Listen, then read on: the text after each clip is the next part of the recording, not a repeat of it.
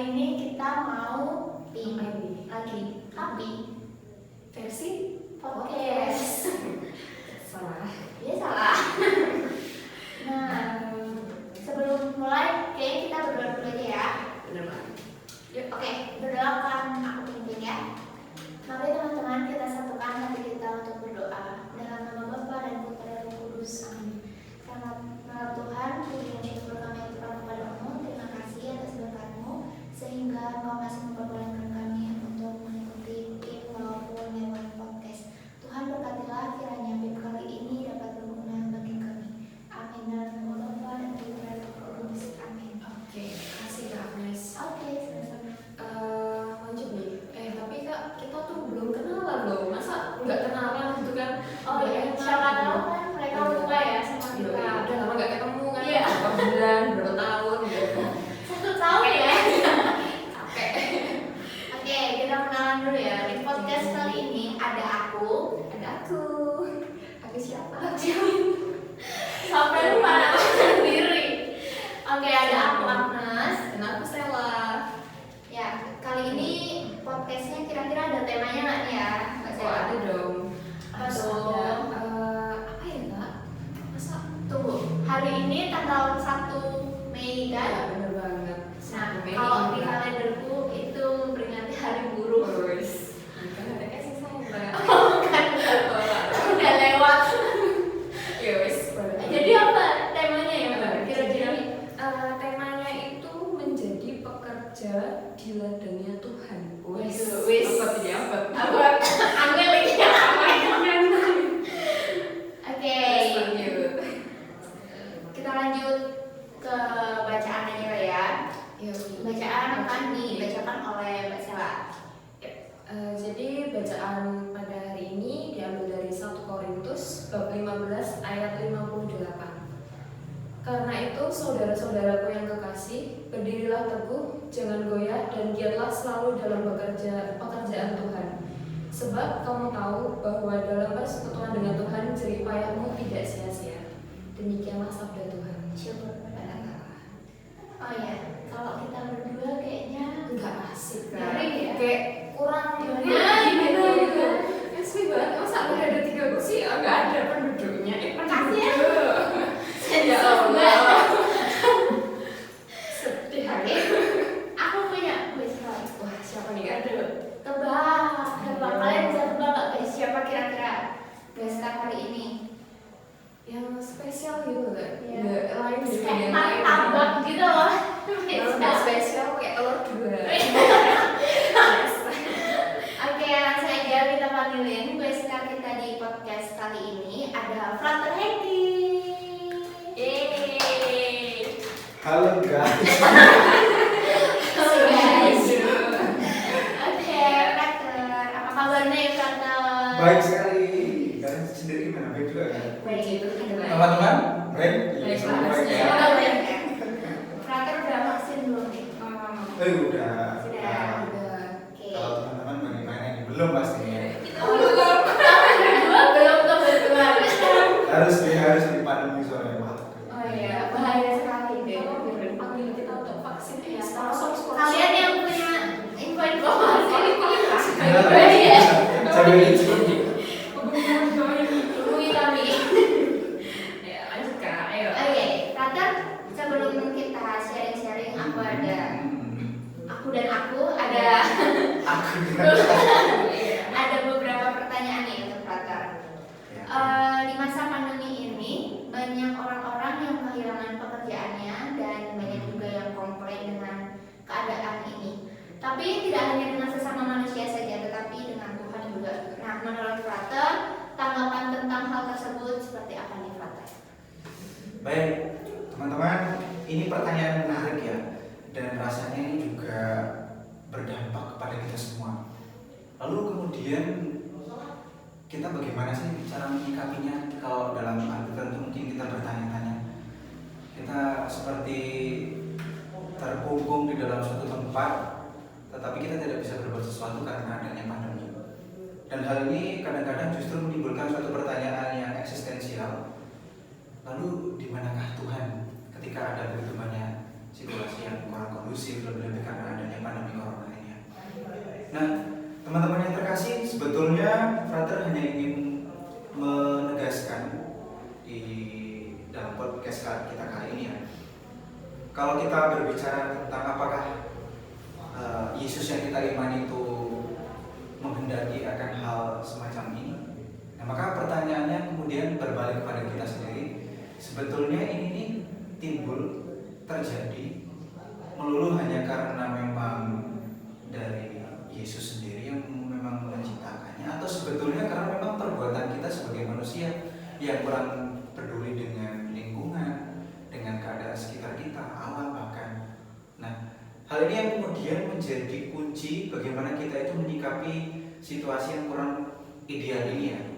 Artinya memang kita perlu introspeksi diri, jangan-jangan keadaan seperti ini sebetulnya juga timbul karena perbuatan kita sebagai manusia yang kurang hati-hati dalam banyak hal. Lalu contoh konkret dan sederhana adalah kalau semisal kita bertanya di manakah Tuhan, ketika berada dalam posisi yang sekarang ini sebenarnya kita harusnya bertanya, kalau semisal saya itu sedang sakit, lalu kita datang ke rumah sakit, kita meminta bantuan pertolongan kepada seorang dokter, lalu ketika kita hanya diam saja, lalu menyembunyikan apa yang ada di dalam diri kita, pasti si dokter juga tidak tahu sebenarnya masalahmu apa, keadaanmu apa. Nah, analogi ini sebenarnya mau mengatakan bahwa Tuhan Yesus itu sebetulnya ingin mengetahui sebetulnya dalam diri kita itu kemauan itu apa. Perlu ada ungkapan secara verbal dalam doa-doa kita. Nah, hanya kadang mungkin kita terlalu ambisius, terlalu mencurigai Yesus sendiri, seolah-olah dia yang mengadakan segala sesuatu yang kurang baik ini. Nah, hal konkret lainnya juga kalau semisal teman-teman mungkin sekarang ada yang sedang ke deskripsi atau sedang menghadapi masa yang kurang enak dengan pacarnya begitu kan. Nah, kalau mungkin dalam keadaan tertentu kita sedang gelisah gitu kan, lalu kita menyalahkan Tuhan, benar nggak sih kita itu menyalahkan Dia? Karena kadang-kadang kita kan harusnya juga bertanya diri, kalau semisal hanya mengeluh saja, lalu kemudian bertanya kepada Tuhan, mengapa Yesus itu nggak ada sih? Mengapa Yesus itu begini? Tetapi tunggu dulu teman-teman, koreksi dulu, kira-kira ini sebabnya karena aku atau sebenarnya karena Yesus atau karena Tuhan kita sih? Nah, hal-hal yang semacam ini yang kemudian menjadi dasar jawaban bagaimana kita menghadapi situasi yang tidak mudah ini. Nah, pasti dalam setiap peristiwa itu selalu ada hikmahnya, teman-teman. Artinya bahwa kita perlu mencari itu dan makna itu sebagai suatu berkat. Nah, hal yang positif yang bisa kita lihat ketika menghadapi ini adalah ketika di dalam hidup berkeluarga itu kan biasanya kalau sibuk dengan pekerjaan masing-masing, entah ada yang bekerja di kantor atau di mana, lalu ada yang anak-anak sekolah, itu kan waktunya terbagi-bagi. Nah, barangkali kalau kita mau melihat secara positif pandemi ini adalah supaya kita itu bisa saling melengkapi lagi, duduk bersama dengan keluarga, saling memperhatikan satu sama lainnya. Hal-hal semacam ini bagi Frater sendiri adalah contoh baik yang bisa kita ambil maknai dalam situasi yang tidak mudah. Nah, maka teman-teman sebetulnya kalau mau ditekankan lagi, pandemi ini memang menimbulkan banyak ketegangan dan kita semua mengalami ketegangan itu. Tetapi kalau kita hanya jatuh fokus hanya pada hal itu, kemudian kita akan lelah sendiri, capek sendiri. Maka protokol kesehatan yang sudah dianjurkan oleh pemerintah dan bahkan gereja pun juga menganjurkan untuk itu, dan kita sebagai umat beriman pun juga harus tetap berpengharapan jangan sampai karena masalah pandemi ini lalu kita mulai terlalu menyalahkan Tuhan sendiri, kemudian dengan adanya situasi ini malah justru membuat kita kerdil terhadap diri sendiri. Justru peristiwa-peristiwa semacam ini seharusnya memampukan kita untuk sadar betapa kita itu sebagai manusia lemah dan memang membutuhkan pertolongan orang lain lebih dari Tuhan sendiri. Mungkin itu ya untuk jawaban. Begitu teman-teman ya. Oke, cukup dalam ya Bu. Iya, cukup ya. Iya Apalagi sih, tadi iya, pas iya. ujian Skripsi. skripsi ya, Aduh. sangat menyentuh saya. Dan mungkin teman-teman juga langsung tersentuh. Oh iya, skripsi. Skripsi. Oke, pertanyaan yang kedua nih, Frater. Oke. Menurut Frater, karena kami ada tema bekerja dengan Tuhan, jadi menurut Frater itu bekerja untuk Tuhan itu seperti apa sih, Frater?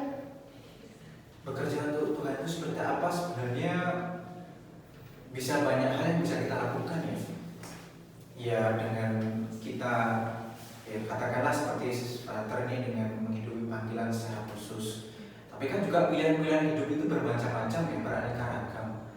Kalau teman-teman memilih dengan satu arti memang nanti dalam kehidupan ke depan mau memilih pekerjaan ini jadi ini, itu jadi ini, jadi itu.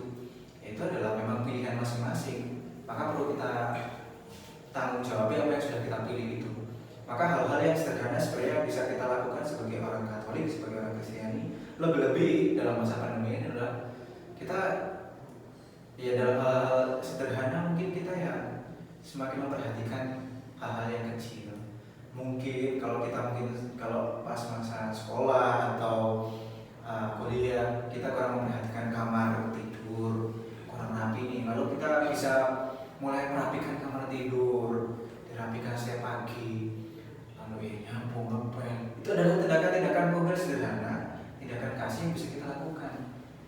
Dan pilihan-pilihan hidup yang kita ambil juga menentukan betapa memang perbedaan itu penting demi untuk menunjang suatu pilihan hidup yang memang beraneka ragam, gitu teman-teman ya. Nah, lalu juga hal lain yang perlu kita sadari bahwa sebagai orang Kristiani mungkin kita dengan adanya pandemi ini ada dua hal yang kadang-kadang menjadi dilema. Ketika kita misalnya bertemu offline, belum tentu kemeriahan pertemuan itu bisa terkondisikan dengan baik. Tetapi juga ketika berada dalam posisi yang sekarang ini, segala sesuatu harus online gitu tuh, belum tentu juga keadaannya akan lebih baik daripada yang sebelumnya. Sekarang pun tinggal cara pandang kita, cara pikir kita membuat itu semua. Apakah itu bisa baik atau enggak? Ya kita mari belajar bersama-sama, mari kita membuka diri. Kalau yang kurang ya kita perbaiki, kalau baik ya kita syukur. Itu sih ya teman-teman ya. Oke, sekarang mungkin teman-teman ya yang sharing. Iya, sekarang gantian nih dari teman-teman sendiri gimana? Nah, Mbak Sela bisa dibacakan untuk sharingnya harus seperti apa? Jadi kita bakalan sharing tentang menurut teman-teman sendiri nih, gimana sih di masa pandemi ini kegiatan yang kita alami sehari-hari, yang kita lakukan terkait mungkin pekerjaan, kuliah, atau sekolah, kegiatan beragama, kayak misalnya kita beribadah di gereja itu seperti apa, sembayangan di lingkungan, atau berdoa sehari-hari lah di dalam kehidupan kita. Teman-teman itu ngerasainnya gimana gitu, kayak mungkin ada kesulitan apa, ada keluh kesah apa gitu, bisa teman-teman sharingkan di grup WhatsApp kita. Benar gak Kak? Iya, benar. Sembari kalian sharing di grup WhatsApp, nah kita bisa mengarahkan Frater untuk sharing-sharing nih. Kira-kira Frater mau sharing apa ya? Sharing apa ya? Mereka mau sharing apa nih? Kalian maunya apa? Ya kita kan ini tadi temanya apa? Bekerja di ladang Tuhan ya. Oh ini menarik sebenarnya teman-teman. Bekerja di ladangnya Tuhan ya, seperti yang tadi kan ditanyakan. Kita ini kalau mau dikatakan masa pandemi ini adalah juga bisa dikatakan mungkin ujian bagi kita. Bagaimana kita itu bersikap, bagaimana kita tetap berpegang teguh pada pengharapan kepada Dia, gitu kan, kepada Tuhan sendiri. Nah, keadaan seperti ini, tekanan, depresi, itu seringkali akan timbul ya teman-teman. Tidak terpungkiri Frater sendiri sebagai seorang Frater dengan adanya mulai online, banyaknya tugas, dan mungkin keluhan-keluhan dari teman-teman, itu hal yang sangat lumrah sekali. Tetapi bagaimanapun, ya ini karena memang tema kita ini sangat menarik. Bagaimanapun kita harus tetap mengandalkan, ya kita percaya bahwa Tuhan itu ada. Hanya kadang-kadang mungkin karena situasi atau keadaan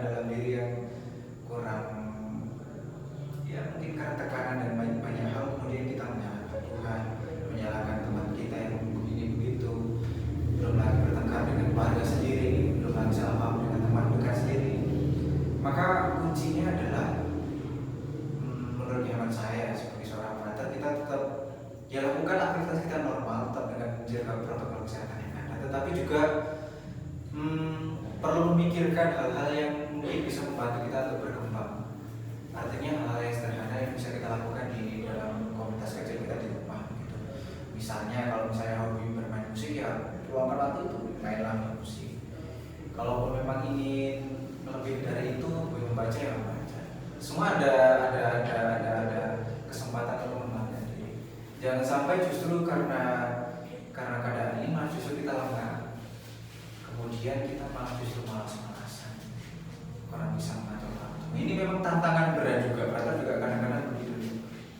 Kalau pas libur itu kok nggak ada kegiatan karena dulu hanya di dalam wihara, atau mungkin kalau teman-teman di dalam ruangan kamar atau di kos karena semuanya online begitu kan, seolah-olah ya kayak burung yang terjebak terperangkap dalam satu kandang itu kan kayak enak sekali. Ya hanya makan tidur gitu kan ya. Dia tuh apa ya, cium-cium ngoceh gitu kan lah, itu yang kecenderungan yang masih kita alami ya. Nah maka teman-teman ya sebagai seorang Katolik baik kalau semisal ya dalam keadaan ini kita mempererat tali persaudaraan di antara keluarga lebih, karena memang justru kelemahan terbesar adalah ketika kita sudah mulai mengeluh, kemudian kita sudah mulai malas-malasan, lalu kemudian ketika itu tidak bisa terkendali, kontrol emosi kita jadi kurang. Akibatnya adalah ya terbengkalai semua apa yang harus kita kerjakan, kewajiban yang harus kita lakukan begitu teman-teman. Dan kita juga harus tetap berhati-hati ya, karena memang tawaran-tawaran yang seperti ini dalam dunia modern, malah lebih karena pandemi itu ada banyak kecurigaan terkait dengan media yang sekarang ini disampaikan begitu saja tetapi tidak disaring dengan baik, atau katakanlah mungkin dalam suatu dinamika kita akan mengalami seringkali percekcokan hanya karena hal yang kecil. Mungkin ada teman yang mengatakan ini begitu dalam WhatsApp gitu kan, sementara belum tentu bahwa itu benar adanya. Maka perlu diteliti lagi, perlu bijaksana lagi, karena memang dalam waktu itu kita memang cepat untuk terpancing gitu, apalagi orang Indonesia. Itu sih ya sharingnya. Ada yang ingin apa lagi cerita? Sudah dalam sekali ya. Jeru banget ini, jeru. Seru banget.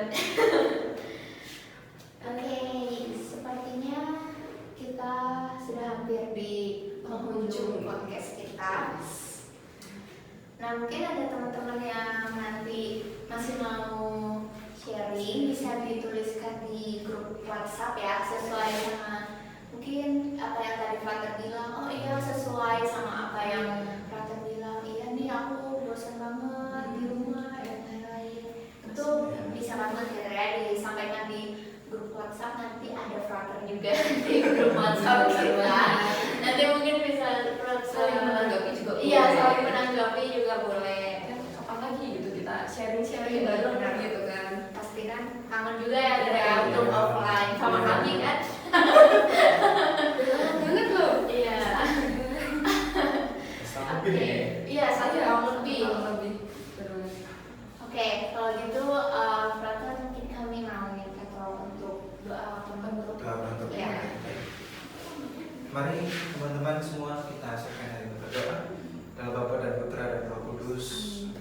Tuhan, terima kasih atas berkat-Mu, kasih-Mu yang terus melimpah kepada kami malam hari ini. Semoga apa yang kami bicarakan, apa yang kami bahas juga kiranya menjadi contoh baik bagi kami dalam menyikapi situasi pandemi yang kurang ideal ini. Maka berkati dan sertai kami selalu dalam nama belas kasih. Engkau kami puji dan sepanjang segala masa. Amin. Dalam Bapa dan Putra dan Roh Kudus. Oke, sebelum ditutup kita ada surprise. Kita mau nyanyi dulu guys, mau nyanyi bareng. Oke, boleh teman-teman ikutan nyanyi. Oke. Boleh kamu juga. Sini guys. ada banyak di belakang kamera ya teman-teman. Masih ada banyak. Sini, yang Alay jauh merapat. penonton alay kami. Coba dicek masuk semua nggak ini masuk Coba guys parah-parahnya dicek ya. mana? Nanti kalau ada yang kurang. Iya. Oke. Ini masa ikut biar buat palas-palas sih belum bisa.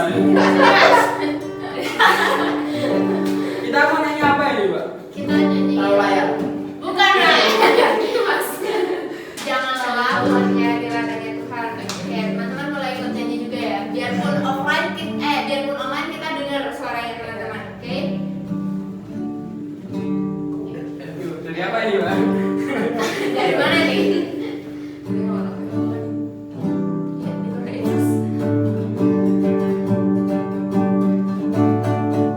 Jangan lelah bekerja di ladang.